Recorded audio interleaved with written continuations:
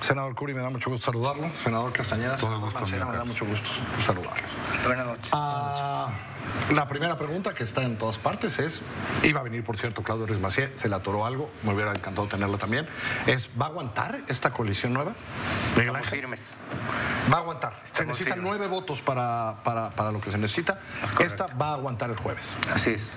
Si hoy se hubiera intentado aprobar en el Pleno, no hubiera pasado. Estamos claros. Hay muchas coincidencias, Carlos. Prácticamente los grupos parlamentarios que estamos aquí sentados y el PRI han coincidido en los temas que son fundamentales en esta discusión. Y mientras sigan sin atenderse esos puntos en una modificación del dictamen, pues hay razones para seguir en esa posición. ¿Cuáles son los fundamentales que habrían que modificarse para que esto pudiera tener el apoyo de las fuerzas de oposición? Primero, entender que tenemos un serio problema de seguridad y que tenemos que hacer algo al respecto, pero no en la forma que lo están planteando. Inclusive el presidente de la República en campaña decía que iba a regresar al ejército a los cuarteles. Y nosotros entendemos perfectamente bien que el ejército ocupa un marco jurídico para estar en las calles. No lo podemos sacar de un día para otro. Pero este marco jurídico debe ser temporal, debe ser subsidiario y debe ser fiscalizado. Es una parte importantísima. El mando debe ser civil, que es una cuestión irreductible por parte de los grupos parlamentarios. Mando civil, esa es la primera. Que quede claro que ya no estaba así en este dictamen, no hay mando civil. La segunda que más te preocupa, bien. Mando civil hay que replantear, no puede estar en la Constitución esto que se manejó de los jefes del Estado Mayor.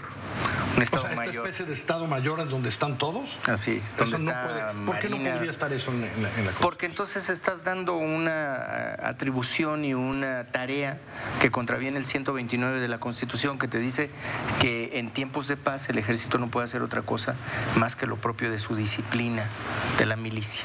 O sea, estarías militarizando la seguridad pública, porque obviamente un Estado Mayor lo que hace es tener mando, y estarías otra vez contaminando el mando que debe ser civil, que además nosotros lo construimos, porque venía en un principio con un mando militar, dejaba fuera al secretario, el secretario no tenía una función respecto de la Guardia Civil definida, y lo que dimos es el mando al secretario otra vez.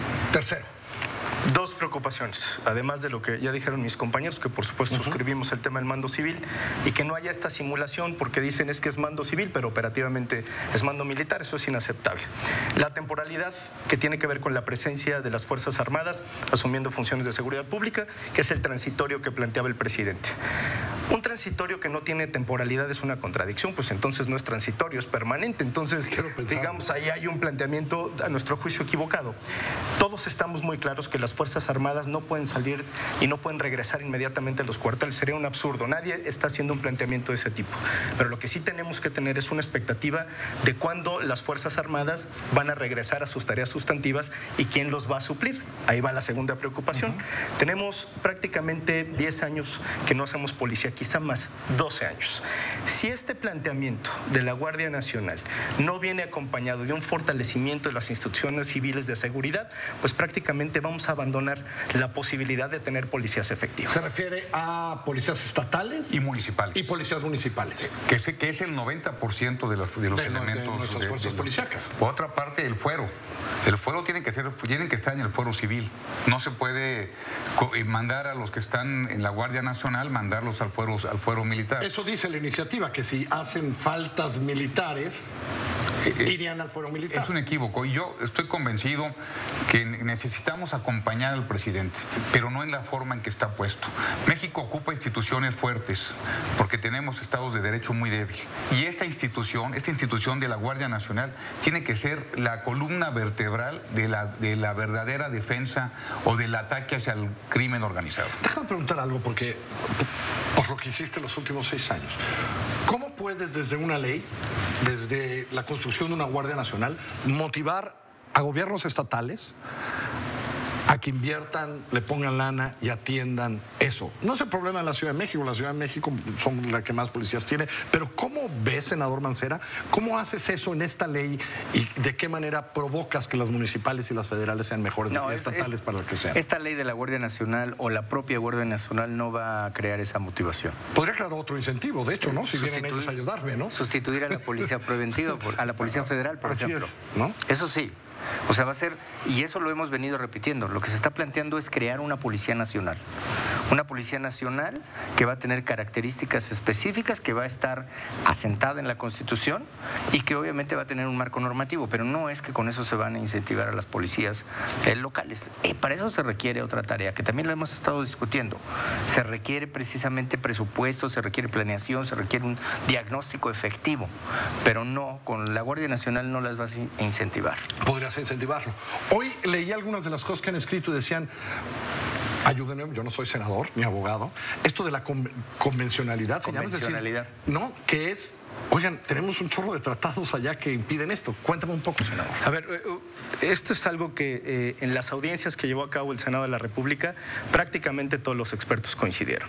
Y tiene que ver con los lineamientos que se deben establecer para el uso de la fuerza o el uso de las Fuerzas Armadas.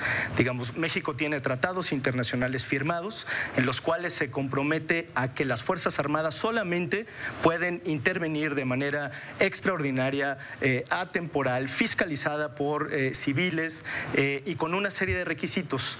Lo que está haciendo el dictamen que hoy aprueba Morena en solitario en la comisión, pues es prácticamente abandonar todos estos compromisos internacionales que tiene México en materia de uso de la fuerza y en materia de derechos humanos. Que tendrían costos, quiero pensar. Inclusive. O sea, a eso me refiero, tendrían costos en términos de que pueden ser impugnados. Y lo que comentabas hace rato, perdón, Carlos, lo referente a las policías municipales, se me hace inconcebible que hayan bajado el presupuesto para fortalecer la seguridad de los municipios. Yo fui presidente municipal en Corregidora, un municipio que está conurbado con la capital en Querétaro.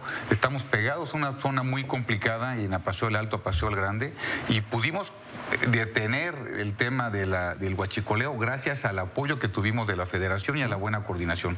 Tiene que haber coordinación, no subordinación, y estoy convencido que la verdadera forma de atacar al delincuente es empezando con las policías municipales y estatales. A ver, ¿por qué sonríes? Es que te iba a decir algo, porque sí queremos la Guardia Nacional. Porque pareciera que nos colocan en el banquillo ustedes son los que no quieren que haya una gran policía nacional. Sí la queremos, pero queremos que salga bien. Queremos que nazca bien, que no sea inconvencional, que no sea contraria a la Constitución, que sea una Guardia Nacional, que sea una institución que nazca sin todos los señalamientos que se le están haciendo con los principales órganos e instituciones de defensa de derechos humanos, etcétera. Y además tenemos que cuidar al presidente. Alguien le tiene que decir al presidente, ojo, porque si sale así, uno de los responsables puede ser él. Se lo estás diciendo aquí. Están decididos ellos el jueves a ponerlo en el Pleno. Ricardo Monreal es un tipo con amplia experiencia política. ¿Qué debería de pasar a partir de lo que pasó hoy en la noche para que eso pues no sea un desastre el jueves? A ver, nosotros hemos demostrado toda la voluntad para construir en los mejores términos, y esto es algo que hemos hecho los grupos parlamentarios, yo diría con mucha responsabilidad. No comparto, por supuesto, lo que sucedió hoy en la comisión. Me parece que es un mensaje innecesario, que incluso pareciera que quieren cancelar la posibilidad de construcción. Sin embargo, nosotros vamos a resistir, perdón por la expresión, hasta el final, mostrando voluntad para tratar de construir un acuerdo, porque lo han dicho elocuentemente mis compañeros. Por supuesto que estamos a favor de crear una Guardia Nacional, pero con ciertos lineamientos de carácter constitucional. Además está claro que si no hay diálogo, no hay los votos para un cambio constitucional. Faltan 9 a esta coalición. Necesitan 2/3 partes. En estos 4 partidos. Y lo que querían lo tienen. El cuarto transitorio que querían, que era que el ejército pueda estar en las calles en lo que se hace la Guardia Nacional, lo tienen. Ese está. Lo que le estamos pidiendo es que sea temporalidad. No va a ser cuarto, lo estamos planteando con otro numeral y con otras características. Que tenga un tiempo en específico, no a libre albedrío. Pues vamos a ver qué pasa de aquí al jueves. Hay coincidencias, eso quiero dejarlo. Sí.